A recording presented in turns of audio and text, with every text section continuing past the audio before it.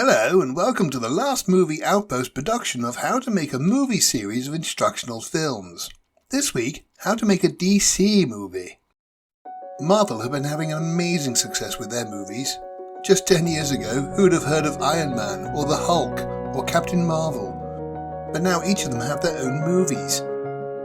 DC have some of the biggest names in comic book history: Superman, Batman, Captain Carrot. So maybe you would like to make your own DC movie. Here are some things that you will need. A producer. A producer is somebody who oversees all of the movies and makes sure that they all tie in with each other and make coherent sense and flow from one into the other.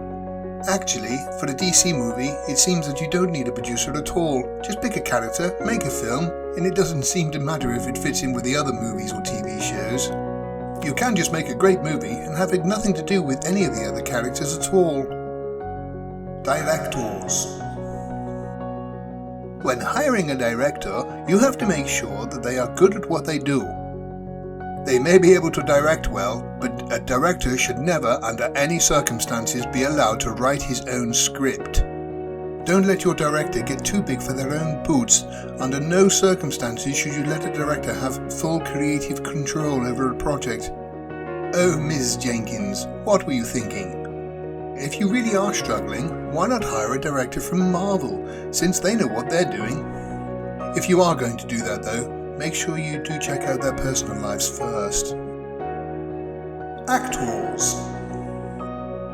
Casting the right actor should be very important, and when you have found the right one, make sure you stick with him. For example, Henry Cavill is perfect as Superman, so why would you want to murder Superman as a baby and then replace Mr. Cavill with a pretty lady? When it comes to Batman, you can cast whoever you like, since you'll probably be changing him in a few weeks anyway. To be honest, as long as the actor looks the part, it doesn't really matter about other acting abilities. You just need a superhero to look strong, have manly muscles, and maybe a manly beard. You do have to be a little wary about the actors' personal lives though. Some might be perfectly cast in a movie, but you don't want them to behave badly in real life. Naughty Mr. Miller, if only you were the real Flash, then maybe you could have run away. And it's not just the male actors that you have to watch out for. Some of the pretty ladies have had their issues as well.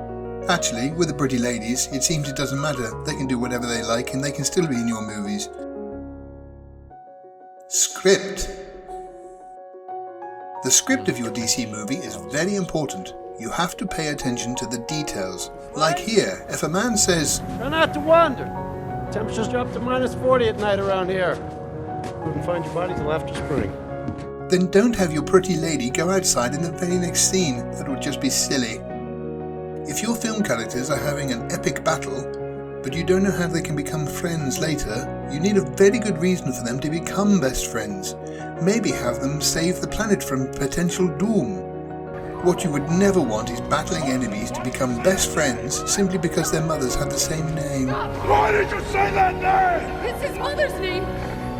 Well, that's just lazy writing. Tone. The Marvel movies are all very bright and have some good laughs in them. Then bring it down hard. Someday, put it together. What are you doing? But we don't want that for DC movies. We need them to be very dark and very gritty. Dark isn't a problem, simply shoot at night. For gritty, you will need to find a location that is dirty, smelly, and often rains. Maybe Scotland, or one of the cities across the pond in the United States of America. For someone like Batman, you want them to get darker and darker, as they have done over the years. Batman to Coast Guard. Batman to Coast Guard. There is a drifting submarine 2 miles east of Sandy Nose Lightship. Hell are you? I'm Batman.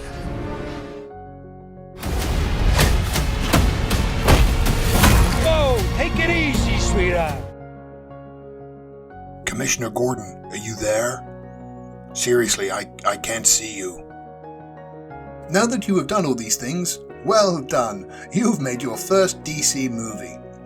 You won't have to worry too much about the success, since most DC fans will love it anyway, whether it's good or bad, as long as they can say how much better it is than a Marvel movie. If your movie is a screaming success, you will then want to make sure you cancel it straight away and make sure you let your fans know that you've cancelled it. Sure, one or two crybabies might moan, but overall you've made your money and it's time to move on to something else. You don't want to repeat that success. Holy, look at that clock, Batman.